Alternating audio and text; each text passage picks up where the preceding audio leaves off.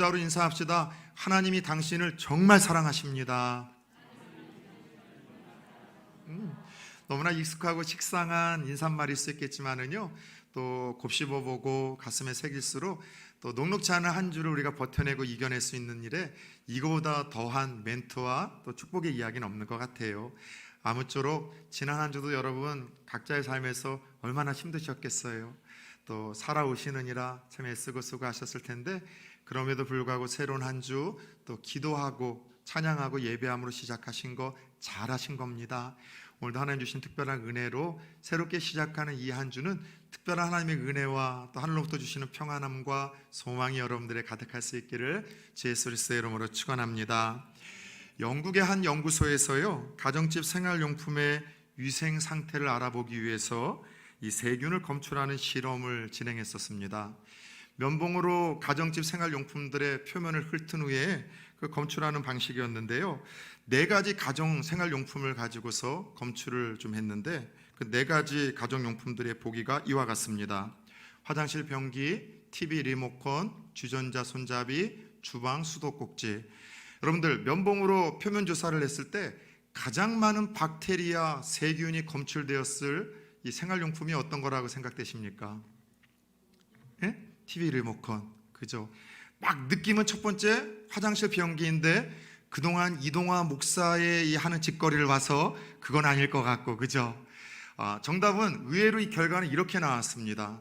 가장 많은 박테리아 세균은요, 주방 수도꼭지에서 많이 나왔고요, 2번째는 주전자 손잡이, 그리고 3번째 TV 리모컨. 딱 우리의 머리에 가장 많이 더럽고 세균이 많을 것 같은 화장실 변기가 오히려 제일 좀 깨끗해서 박테리아가 덜 묻은 것으로 결과가 이렇게 발표됐어요. 저는 이와 같은 실험과 이 TV를 보면서 느꼈던 생각이, 와, 가장 더러운 것과 가장 깨끗한 것에 대한 우리의 상식과 고정관념과 예상이 얼마든지 깨질 수 있겠구나라는 생각을 가졌어요. 그러면서 이 결과를 통해서 좀 조심스럽게 이런 생각까지도 좀 확장을 해보았습니다. 꼭 가정 생활용품만이 아니라 이런 상식과 예상을 깨는 충격적인 결과가 우리의 삶 곳곳에도 얼마든지 있을 수 있겠다는 생각을 가졌습니다. 예를 들어 가장 깨끗할 곳이라고 생각했던 곳이 가장 더러울 수 있고요, 가장 더러울 곳이라고 생각했던 곳이 의외로 가장 깨끗한 결과는 우리의 삶 곳곳에서도 일어날 수 있는 반전이 있는 것 아니겠습니까? 그런 가운데 한번 이런 질문을 조심스럽게 던져봤어요. 지상에서 가장 깨끗해야 될 기관이 있다면 어디일까? 여러분은 어디라고 생각하십니까? 깨끗한 곳이 아니라 깨끗해야 될, 청결해야 될 기관이 있다면 어디라고 생각하십니까? 예, 저희 교회는 간호사분들과 의사 선생님들이 여러 있지만 병원이라고 생각을 하겠죠, 그죠? 가장 겉으로는 깨끗해야 될 것, 청결해야 될 것은 저는 병원이라고 생각합니다.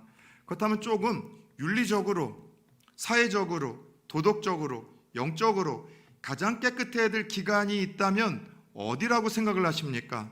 당연 교회가 되어야 되지 않을까요?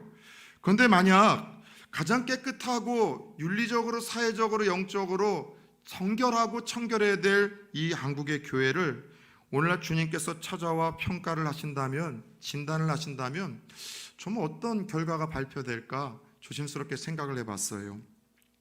가장 깨끗해야 될 곳, 성결해야 될 곳, 도덕적인 곳이지만 주님께서 오셔도 우리의 기대와 예상과 같은 진단 결과를 내리실까요?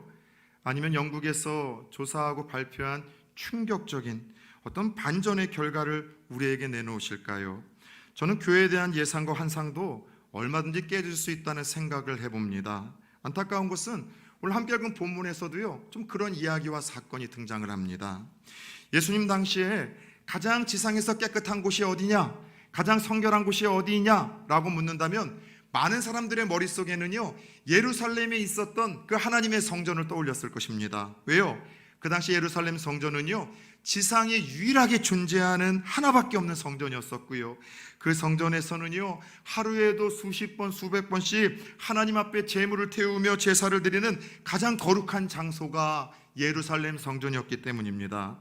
그런데 오늘 본문에는 가장 지상에서 거룩하고 깨끗했을 것이라고 생각되어지는 이 예루살렘 성전이 기대와는 달리 거룩함을 잃고 기능을 상실해버려서 주님의 책망을 받고 있는 뜻밖의 장면이 연출이 되고 있습니다. 자, 유월절을 맞이하여 제자들과 함께 예수님은요 예루살렘에 올라가셨고 성전을 찾아가셨습니다. 그런데 예수님께서는 그 성전에 들어가시며 큰 실망을 하셨고, 아니 실망 정도가 아니라 지금까지 단 한 번도 보이지 않았던 아주 심한 분노를 그분은 표현을 하셨습니다. 가장 거룩하고 깨끗해야 될 하나님의 집, 그 성전이 시장터가 되었어요. 마리조아 시장터이지요. 이 사건은요 오늘 요한복음만이 아니라 마태, 마가, 누가 사복음서에 다 기록이 되어졌어요. 여러분, 어떤 한 사건이 마태, 마가, 누가, 요한복음, 사복음에서 다 기록이 되어지고 여러분들 우리에게 소개하고 있다면 그 사건은 더더욱 중요한 사건이고 우리가 놓쳐서는 안 되고 주목해야 될 사건이라고 메시지가 있다고 하나님이 주시는 여러분 사인입니다. 다른 이 사건에서의 말씀을 보면은요 그 성전이 시장터가 아니라 강도의 소굴이 되었다라고 예수님이 표현을 하십니다. 다른 것이 아니라 그 기능과 목적을 잃어버렸기 때문이죠. 성전 안에는요 뜻밖의 장면이 연출되었던 것 같습니다. 소와 양과 비둘기가 가득했고요, 그거를 파는 장사꾼들로 북새통을 이루었고요, 또 여러분들 성전들 한 곳에서는 로마의 화폐를 성전 화폐로 바꿔주는 환전상들의 소리가 가득했었습니다. 사실 왜 하나님 앞에 제사를 하는 이 성전 안에 소와 양과 비둘기를 파는 장사꾼들이 있고 왜 이 로마의 돈을 이 성전 화폐로 바꿔주는 환전상들이 있었을까 생각을 해보겠지만은요 그 당시 상황에서는 이게 뭐 특별히 잘못된 일은 아니었었습니다. 상식적으로 벌어지고 있는 일들이었었어요. 사실 성전 안에 소와 양과 비둘기를 파는 거는요 멀리서 제사 드리러 오는 사람들이 흠없는 제사를 하나님께 드릴 수 있도록 돕기 위한 편의의 시설이었었어요.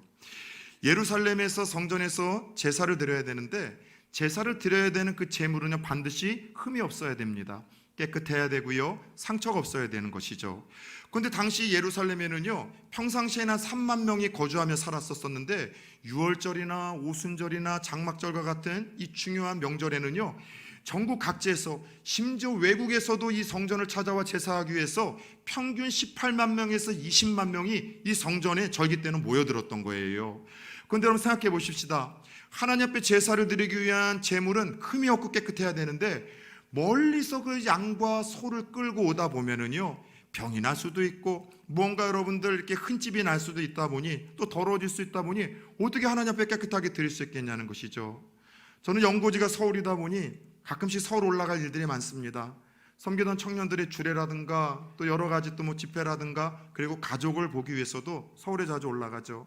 그리고 그래도 부산 사람이 서울에 올라간다고 항상 올라갈 때는 차를 깨끗하게 세차하고 올라가는데 여러분 서울에 가서 제 차를 보면은요 항상 더러워져요.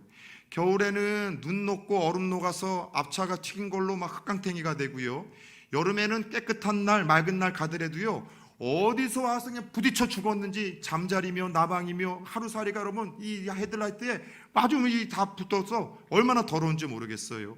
여러분 하물며 그 당시에 양과 염소를 이끌고 멀리서 간다면은요 여러 문제가 있었었죠. 그래서 그런 고충과 어려움을 해소하기 위한 편의시설로 원래는 예루살렘 안에 그리고 성전 밖에 이런 흠없는 동물들을 팔 수 있도록 이 허용이 되는데 이게 유야부야 어떤 이유인지 성전 안에 장사꾼들이 들어와서 시장터가 되어버린 거예요. 이런 이유로 이 성전 안에 세상에 소와 양과 그리고 여러분 비둘기와 그걸 파는 장사꾼들로 북새통을 이루었던 거죠. 또 왜 로마의 화폐를 바꿔주는 환전상들이 자리를 매김하고 있었는가? 다른 이유 아닙니다.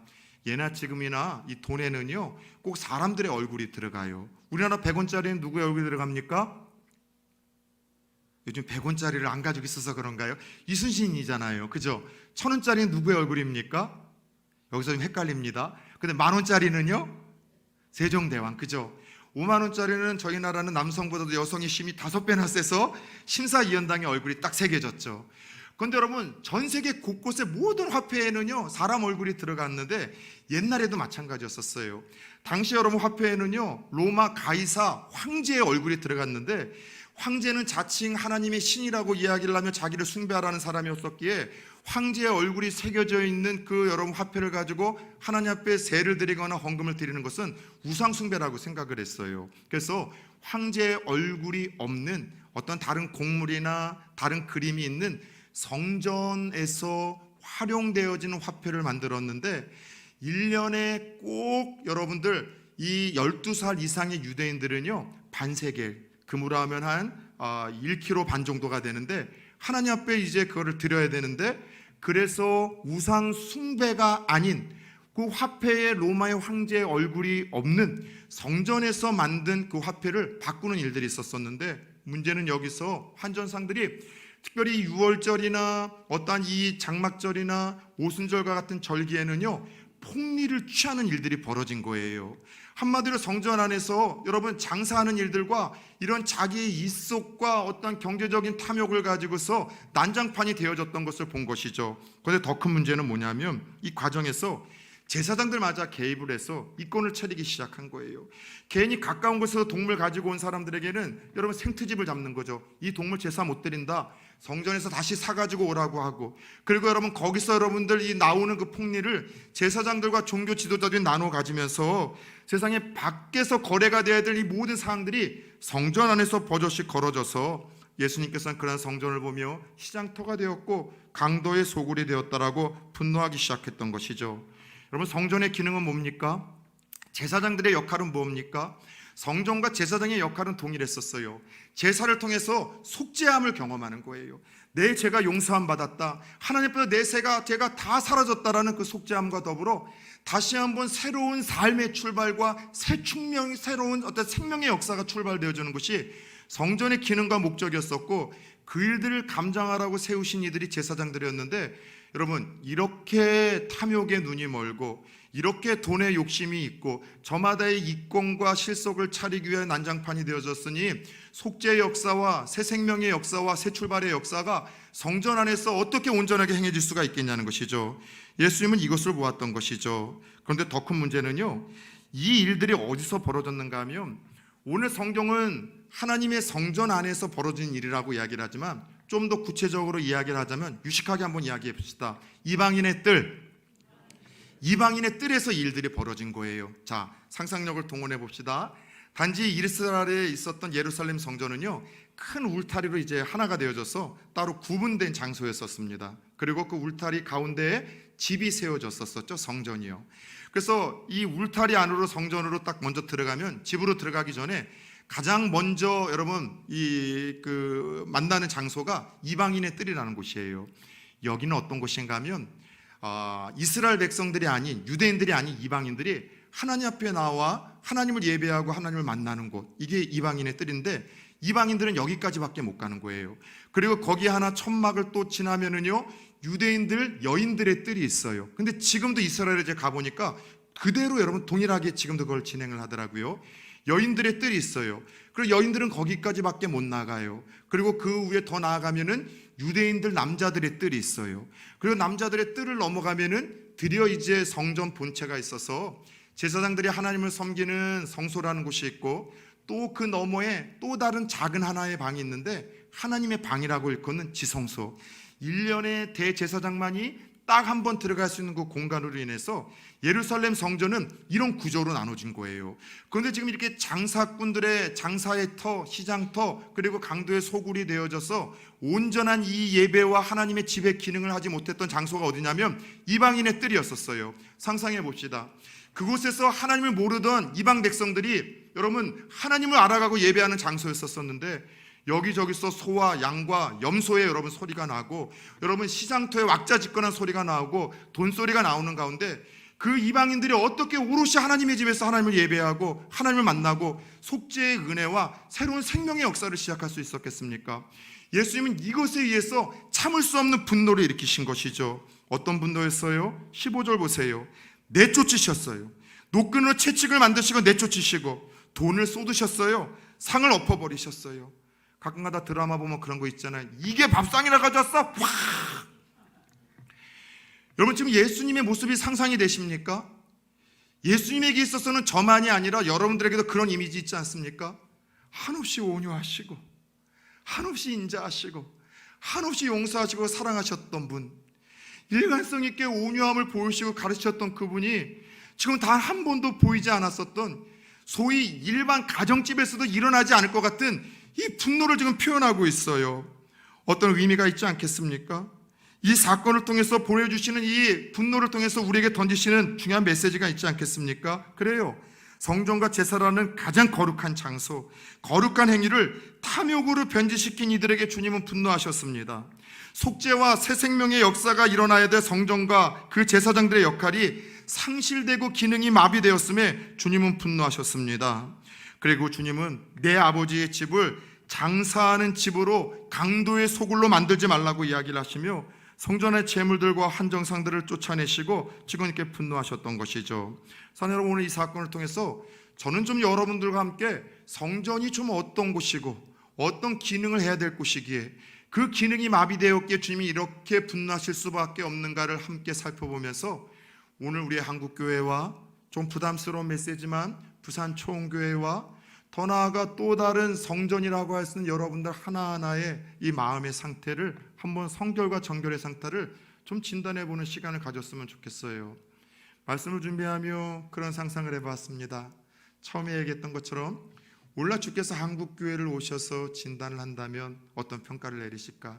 사실 그러한 질문에 저는 좀 부담은 없어요. 왜냐하면 한국교회니까 제가 못하더라도 더 잘하시고 있으실 목사님이 있을 거라는 일망의 희망 때문에 숨어 들어가고 싶은 걸까요? 그런데 만약 그 주님께서 오늘 부산 초원교회를 오셔서 진단하신다면, 부산 초원교회가 다음 주가 되면 이제 37주년이 됩니다. 37주년 전에 이곳에 교회를 세우신 그분의 목적이 있고 의도가 있을 텐데, 또 주님께서 기대하시는 어떤 교회의 모습이 있을 텐데, 과연 그 주님의 기대에 우리가 부응하고 있는가?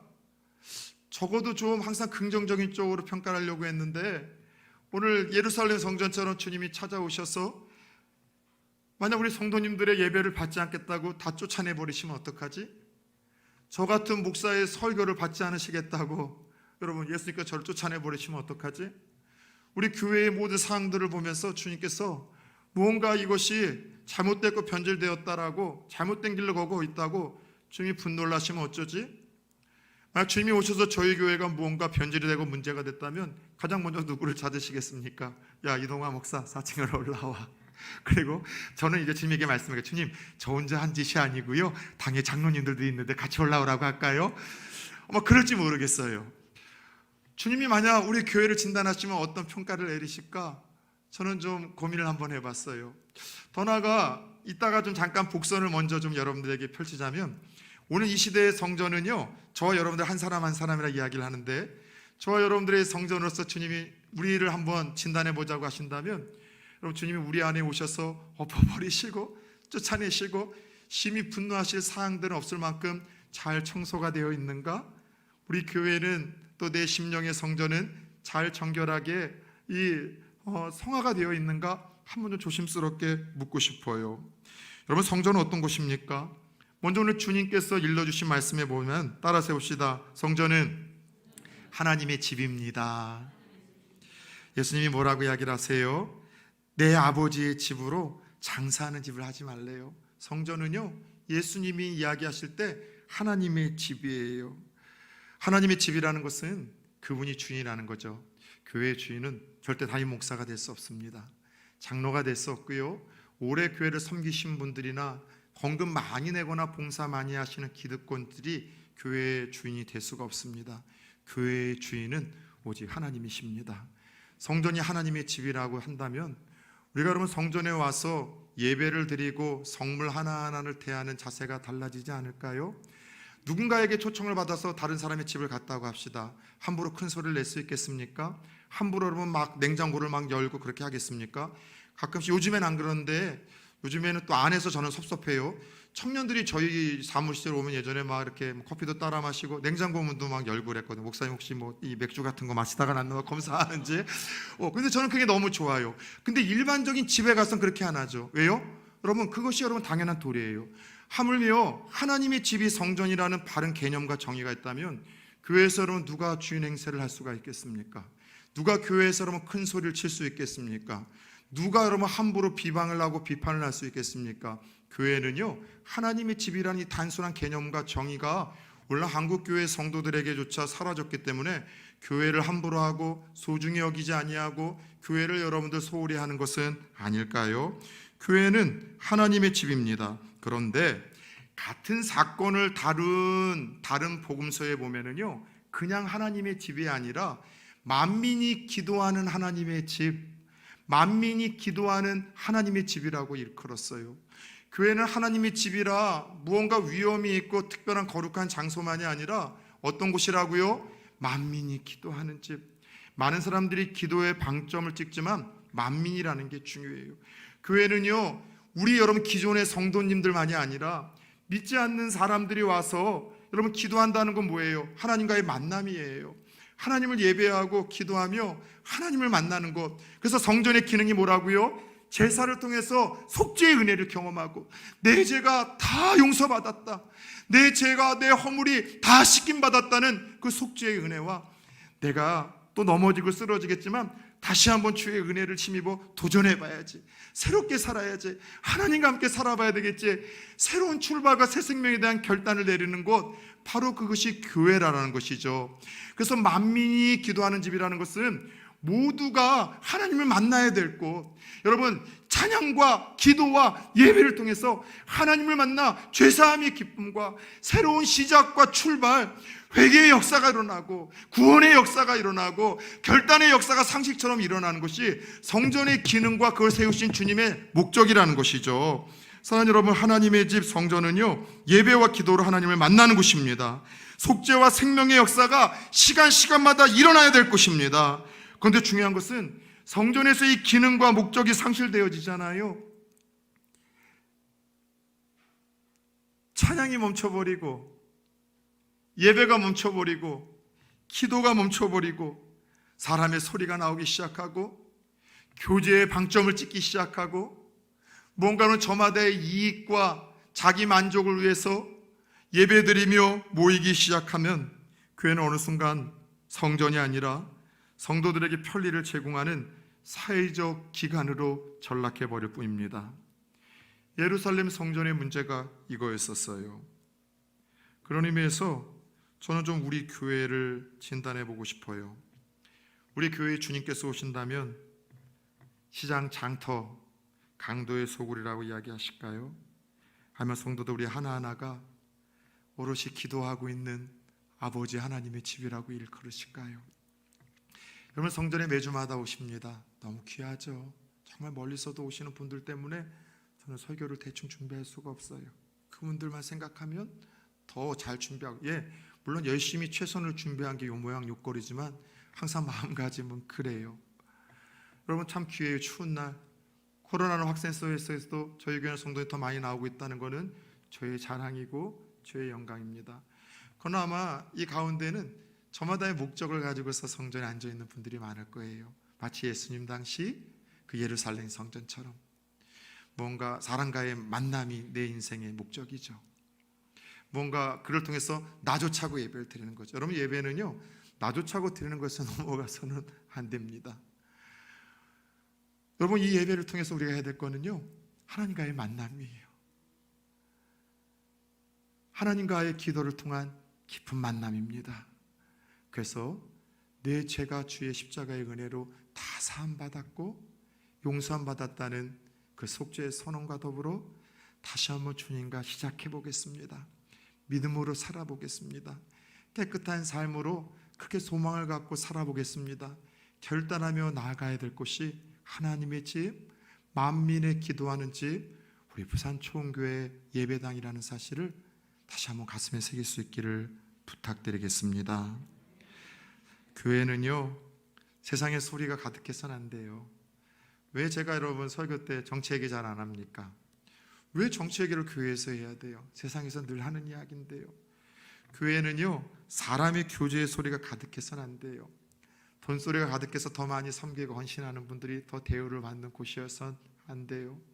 비둘기 파는 사람들도 있었다는 것은 아주 가난한 사람들이 하나님 앞에 예배를 드려 나왔던 건데, 그 가난한 사람들이 살고자 하는 절박한 마음으로 나오는 그 예배조차도 이런 타락한 이들과 이러한 사항들로 인해서 예배를 드릴 수 없게 만들었던 사항들에 대해서 하나님이 분노하셨던 거예요.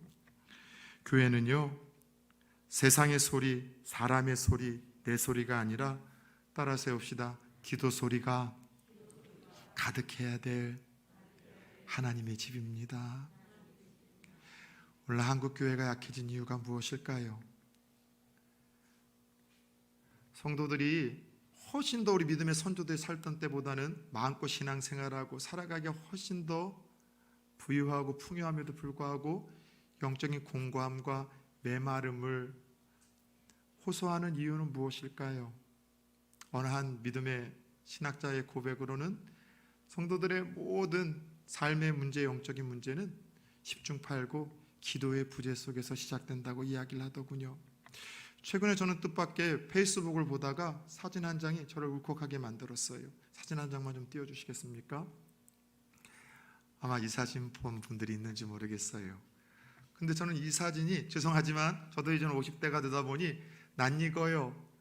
저는 모태신앙이다 보니 신앙이 아무것도 어디 없었을 때에도 항상 어려서부터 눈 뜨고 제가 놀던 데는 항상 교회이고, 교회에 대한 장면은 항상 그렇게 여러분 늦은 밤까지 사람들이 모여서 예배하고 찬양하고 나라를 살려달라고, 우리 가정을 살려달라고, 교회를 살려주고 자녀들을 살려달라고 기도하던 그 어머니들의 눈물의 기도가 저는 지금도 기억이 나는데, 우리 믿음의 선조들이 우리보다 훨씬 더 못 먹고 훨씬 더 자유가 없고 신앙과 예배에 여러분 그런 권리가 여러분들 빼앗기고 훨씬 더 힘겨운 생활을 샀었지만 훨씬 더 여러분 능력이 있는 신앙의 그 저력의 삶을 살았었던 그 이유가 여러 이야기할 필요 없이 사진 한 장에 고스란히 다 담겨 있는 것 아니겠습니까?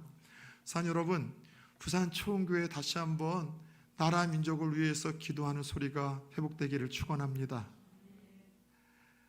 여러분 교회를 위해서 기도해 주는 소리가 가득 차기를 축원합니다. 여러분의 자녀들을 위해서 걱정만 하는 것이 아니라 기도 소리로 가득 찬 부모들의 여러분 모임이 가득하기를 축복합니다. 강단에서 여러분들 위해서 더욱더 기도하는 이동화 목사의 기도 소리가 더 가득하고 길어질 수 있기를 축복합니다. 이때 유대인들이 예수님에게 따지기 시작합니다. 성전 정화를 하던 예수님에게 네가 누군데 무슨 자격으로 이런 일을 하느냐, 예수님의 자격을 입증할 표적을 구합니다. 아마 두 가지 의미가 있었던 거예요. 우리는 대제사장의 허락을 받고 이 일을 하는데 너가 누구이기에 대제사장의 허락을 받고 있는 우리의 일들을 막느냐, 네가 그런 자격이 있으면 보여달라는 소극적인 의미와 더불어 큰 의미는요, 유대인들에게는 이런 생각이 있었어요. 메시아가 만약 오신다면 첫 번째 그 메시아가 주의 성전하는 열심을 가지고 청결 사역을 할 것이다. 그래서 성전을 아무도 그 문제에 대해서 지적을 못했는데 어느 날 촌뜨기 30대의 청년이 와서 성전을 정화시키고 큰 소리를 치고 누구도 하지 못할 대담한 일을 하는 걸 보면서 순간 마음 한곁에 저 사람이 혹시 메시아는 아닌가? 왜요? 예수님에 대한 이야기를 수도 없이 들었을 것 아니겠습니까? 그래서 혹시 그 메시아인지를 묻는 질문이었어요. 그런데 이 질문에 예수님은요 동문서답과 같은 이야기를 하시며 성전이 무엇인지를 우리에게 두 번째 들려주십니다. 첫 번째, 성전은 만민이 기도하는 하나님의 집일 뿐만이 아니라, 따라서 해봅시다. 성전은 예수 그리스도의 몸입니다. 예, 성전은요 예수님의 몸이에요. 성전의 기능이 뭐라고요? 여러분, 온전한 죄사함과 더 나아가 여러분 생명의 역사와 새 출발의 역사인데, 예수님을 통해서만 이런 완전한 죄사함의 역사와 새로운 생명과 새 출발의 여러분 삶이 가능한데, 예수님 자신이 바로 그 새로운 성전이라고 선포를 하셨죠. 자, 예수님께서는 이렇게 19절에 이들의 질문에 동문서답하듯 답을 하십니다. 19절 한번 봅시다. 시작. 예수께서 대답하여 이르시되 너희가 이 성전을 헐라 내가 사흘 동안에 일으키리라. 자, 첫 번째, 예수님은요 성전을 헐라는 뜬금없는 이야기를 합니다. 46년 동안 지었었던 성전 다 지어지지도 않았습니다. 그런데 성전을 헐라, 여러분 어떤 의미예요? 성전의 기능과 목적을 상실한 성전, 하나님의 집이라고 포장하고 이야기는 하지만 하나님의 집으로서 기능이 마비된 그 성전은요 더 이상 존재할 의미와 필요가 없다는 여러분 충격적인 이야기입니다. 여러분, 그래요. 오늘 수많은 교회가 있습니다. 부산에만 해도 5만여 교회가 있고, 제가 자주 기도해서 죄송합니다, 전국에 5만여 교회가 있고, 부산에 1820의 교회가 있죠. 수많은 교회들 중에 여러분 하나님께서 보실 때 살아있는 교회와 죽어가는 교회가 있을 것 같습니다. 죄송합니다. 제가 미국 여행을 갔던 것을 자랑하기 위함이 아니라 저에게는 제가 어떤 목회 철학을 가지고 목회를 해야 될지 너무나 충격적으로 제가 여러분들 이 마음을 정리하게 된 사건이기에 좀 미국 탐방 가서 교회를 살펴보고 온 이야기를 한 번만 더 드릴게요. 꽤 오래전입니다. 가장 미국에서 건강한 이 성장과 영향력을 지역에 끼치는 15교회를 좀 탐방을 했어요. 조금 기상 이유 때문에 원래 계획했던 13 교회는 그대로 탐방을 했고 2교회는 그 가까운 또 교회 백인 교회를 찾아갔다. 그때 또 하나님 주시는 음성도 듣기는 했는데 중요한 건 그냥 건물 성전만 보고 온 게 아니라 사전에 미리 여러분들 연락을 취해서 담임 목사님이나 어떤 제가 좀 배우고 싶은 그 사역에 대해서 어떤 그 책임자와 1시간 길게는 2시간 동안 인터뷰를 하면서 많은 것을 좀 묻고 좀 깨닫고 왔습니다. 그때 제가 느꼈던 것이 큰 메모 듣고 교회만이 아니라 작은 교회에서부터 물론 큰 교회도 있었지만 갔었던 교회의 공통점은요, 지역사회에 강력한 영향력을 끼치는 교회들이었어요. 미국이 지금 복음의 사역이 움츠러들어서 힘들어하는 시대 속에서도 계속해서 아름답게 성장하며 칭찬을 받고 있는 하나님의 나라를 확장하는 그런 교회들을 찾아갔는데 제가 계속해서 인터뷰를 하고 살펴본 바 하나님이 쓰시는 생명력 있는 성전의 기능과 역할을 감당하는 교회들에게는 이런 특징이 있어요. 첫 번째, 예배가 역시 살아있어요. 예배가 살아있어요. 다른 프로그램이 많지 않아요. 행사가 많지 않아요. 오롯이 예배하고 기도하는 일에 서양 사람들이 여러분들 정말 집중하는데 그 예배와 기도하는 일에 집중하는 교회를 하나님이 쓰시고 사용하시고 인근 지역에 영향을 끼치는 공동체로 축복을 하시더라는 것이죠. 식당도 그렇잖아요. 여러분 유명한 집은요, 맛집은요, 그 메뉴판에 여러분 그 음식 종류가 많지 않습니다. 단촐해요. 이번 주에도 제 아내하고 저쪽에 여러분들 이 수영구 쪽에 손만두집이 맛있다라는 한 분의 이 추천을 받아서 만둣국 한번 평양식 먹으러 가자고 이야기를 해서 한번 갔다 왔어요. 깜짝 놀랐어요. 차댈 데가 없어요. 사람이 많아서가 아니라 가게가 너무 적어서 주차할 공간이 없는 거예요. 일반 여러분 시장에 있는 아주 허름한 작은 집이에요. 탁자 몇 개도 넣지 않아요. 그래서 이 집이 맞는가? 무언가 좀 음식도 맛이 없을 것 같고 한 20년 묵은 김치 내놓을 것 같고 막 그런 거예요. 그런데 여러분 딱 메뉴판을 보고서 확신이 오더라고요. 몇 개 안 돼요. 만둣국, 찐만두, 그리고 몇 개 딱 한 2-3개밖에 안 되는 걸 보고 맛집이구나. 무언가 여러분 오롯이 집중하는 것, 그런데 그 본질에 집중하는 것, 여러분 그것이 여러분 이 힘 있는 여러분 곳 아니겠습니까? 교회도 그러더군요. 큰 교회들은 많은 행사들, 많은 프로그램들을 합니다. 그게 나쁘다는 거 아니에요. 그런데 정말 중요한 것은 예배가 살아있는 거예요. 기도가 살아있는 거예요. 교회에서 기도 소리가 가득하고 예배 소리가 가득한 교회, 그 교회를 하나님께서 살아 꿈틀대게 만드시며 사용하시더라는 거죠. 두 번째, 생명 살리는 일을 위해서 쓰임받는 교회예요. 이방인들의 뜰을 만들어주는 교회. 믿지 않는 사람들이 마음껏 와서 하나님에 대해서 관심도 좀 갖고 하나님에 대해서 알아가고, 그래서 여러분 구원의 역사와 새로운 출발을 할 수 있도록 이 끊임없이 이 복음 전하고 생명 살리는 이 일에 집중하는 교회를 하나님 계속해서 쓰시더라는 거죠. 세 번째, 이 일을 위해서 끊임없이 여러분 예수님의 손과 발이 되어져서 지역사회를 섬기는 교회들이었었어요. 사랑을 베풀고 사회적인 약자들, 주님의 편애의 대상이었던 고아와 과부와 나그네와 같은 여러분 그 사회적인 약자들을 위해서 끊임없이 여러분들 이 인력과 또 물질의 자원들을 그렇게 쏟아내는 교회들을 하나님이 축복을 하시더라는 것이죠. 한마디로 사명, 목적에 따라 세워진 그 기능을 따라 정말 이 귀한 일들을 감당하는 교회를 하나님이 어려운 시대 속에서도 끊임없이 사용하시고 축복하시고, 더 나아가 지역 주민의 믿지 않는 이방인들에게도 인정과 칭찬을 받는 공동체를 쓰시더라는 것이죠. 여러분 교회는요 캐슬빌더가 돼서는 안 돼요. 건물을 크게 하고 화려하는 일에 집중하는 교회가 아니라, 따라서 합시다. 교회는, 성도는 킹덤 빌더가 돼야 된다. 하나님의 나라를 확장하는 일을 위해서 교회와 성도는 통로로 쓰임받아야 된다는 것을 깨닫기를 축원합니다.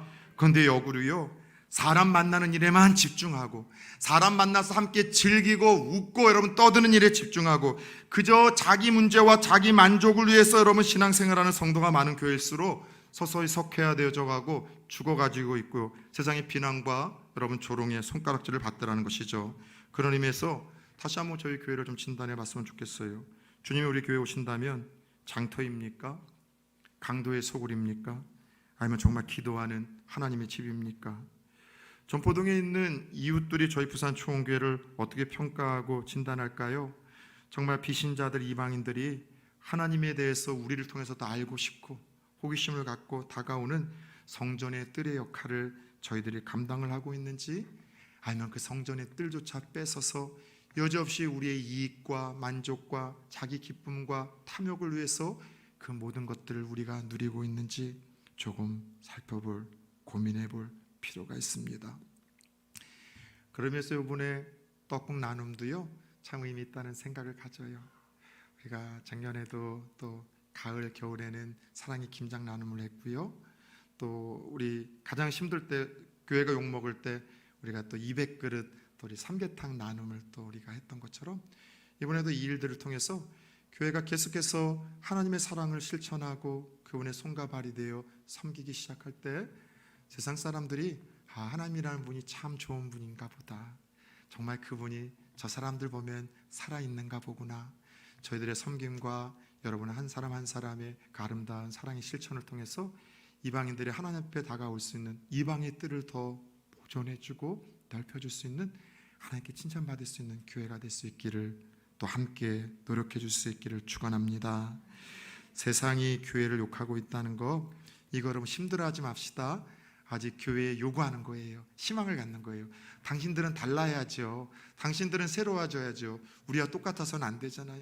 교회에 대해서 비난하고 욕하는 거, 여러분 우리 보고 더 정화되라는 거예요. 성화되라는 거예요. 강화되라는 거예요. 그럴 때 한국 교회는 저는 아직도 소망이 있다라고 생각을 합니다. 다시 한번 꿈꿉시다. 바라긴 우리 부산초원교회가 하나님 보실 때에도, 지역의 비신자들이 볼 때에도 하나님의 집이 될 수 있기를 축원합니다. 예수님은 계속해서 성전을 헐라고 말씀하실 뿐만이 아니라 자신이 성전이 되어 사흘 만에 다시 이 성전을 세우시겠다고 말씀하십니다. 21절을 같이 한번 볼까요? 시작. 그러나 예수는 성전된 자기 육체를 가리켜 말씀하신 것이라. 성전은 예수님의 몸이에요. 예수님은 죽은 지 사흘 만에 부활하셔서 자신이 구원자이며, 세상의 성전은 아무리 화려하고 아무리 이 놀라운 기능들을 발휘하는 것 같아도 이 성결하지 못하고 원래의 그 기능을 상실하면 무너질 수 있지만 영원히 무너지지 않는 온전한 성전임을 확증하셨습니다. 이후 예루살렘 성전은요 AD 70년경에 로마의 여러분들 그 티토 장군이라서 완전히 무너집니다. 그리고 지금까지도 예루살렘 성전은 세워지지 않았어요. 이스라엘 가보면 예루살렘에 황금돔이 있잖아요. 많은 분들이 그것이 성전이라고 생각하는데, 우선 이스라엘 백성들이 성전이 무너지고 하나님의 심판을 받아 흩어졌었을 때 이슬람들이 거기에 여러분들 차지하고 세운 그건 이슬람 여러분 사원입니다. 그래서 지금도 이스라엘 백성들은 그곳에서 성전을 지으려고 하는데 함부로 건드릴 수 없는 것이, 그거를 건드렸다가는 세계 3차 대전이 일어나고 여러분 끝날 수가 있어요. 그래서 여러분들 지금도 성전은 세워지지가 못합니다. 그러나 부활하신 예수님은 자신의 약속대로 자신이 다시 3일 만에 부활하시어 온전한 속죄와 새 생명의 은혜와 새로운 출발과 변화를 일으키시는 완전한 성전의 역할을 지금도 수행하셔서 모든 교회의 주인이 되시고 우리의 주인이 되어주신다고 말씀을 하십니다. 사랑하는 여러분, 온전한 죄사함의 은혜가 우리의 성전 대신 예수님을 통해서만 일어나는 줄 믿으시기 바랍니다. 죄사함과 여러분들 과거의 모든 수치와 과거의 죄책감으로부터 우리를 구원하는 것은 오롯한 완전한 여러분 성전 되시는 예수 그리스도를 통해서만 우리에게 허락되는 줄 믿으시기 바랍니다. 지금 끊어낼 수 없는 저마다의 여러분들 중독이 있고 문제가 있고 삶의 고민이 있잖아요. 이 모든 것을 해결하며 우리를 다시 한번 새롭게 여러분 출발할 수 있도록 변화시키시고 새롭게 출발할 수 있도록 우리에게 힘 주시고 은혜 주시는 분도 오직 우리의 영원한 성전 되시는 예수 그리스도를 통해서만 일어나는 일인 줄 믿으시길 축원합니다. 끝으로 여러분, 성전은요 오늘 우리의 모임이요 우리 성도 한 사람 한 사람이라고 이후 하나님은 사도 바울을 통해서 다시 한번 정리해 주십니다. 고린도전서 3장 16절을 같이 한번 읽어볼까요? 시작. 너희는 너희가 하나님의 성전인 것과 하나님의 성령이 너희 안에 계시는 것을 알지 못하느냐. 연이어 계속해서 6장 19절 20절도 봅시다. 너희 몸은 너희가 하나님께로부터 받은 바 너희 가운데 계신 성령의 전인 줄을 알지 못하느냐? 너희는 너희 자신의 것이 아니라 값으로 산 것이 되었으니 그런즉 너희 몸을 하나님께 영광을 돌리라. 아멘. 오늘 이 시대의 성전은 여러분 누구예요? 우리 성도예요. 성전의 기능은 뭐라고요? 누군가가 새 출발을 하고 누군가 새 생명을 얻기 위해서 그 역할을 감당하는 거예요. 사랑하는 저와 여러분들의 삶이 하나님께 영광 돌리는 이러한 삶, 누군가가 예수 그리스도를 통하여, 여러분 예수 그리스도를 통하여 죄사함과 예수 그리스도를 통하여 새로운 생명과 예수 그리스도를 통하여 새로운 삶을 살 수 있도록 저와 여러분들이 거룩한 이 성전의 기능들을 감당할 수 있기를 예수 그리스도의 이름으로 축원합니다. 교회가 교회다워져야 된다는 것은 오늘 주보 앞면에도 제가 그림으로 글로써 적어내렸듯이 우리 성도 한 사람 한 사람이 성도다운 삶을 살아갈 때 교회는 교회다워질 수 있는 거예요. 사랑하는 여러분, 오늘 주님께서 우리 교회에 오시고 내 마음의 성전에 오신다 하더라도 부끄럽지 않도록 성전 청소 좀 합시다. 저마다 이권과 엉뚱한 목적과 자기 만족을 위해서 교회에 오는 것이 아니라 우리 성전을 하나님 앞에 예배하는 집으로, 기도하는 집으로 다시 살려냅시다. 그토록 비신자들이 우리 교회와 성전된 우리를 통해서 하나님 앞에 더 가까이 나가오고 만날 수 있는 성전의 뜰의 역할로서 저와 여러분들이 쓰임받는 올 한 해가 되어질 수 있기를 주 예수 그리스도의 이름으로 축원합니다.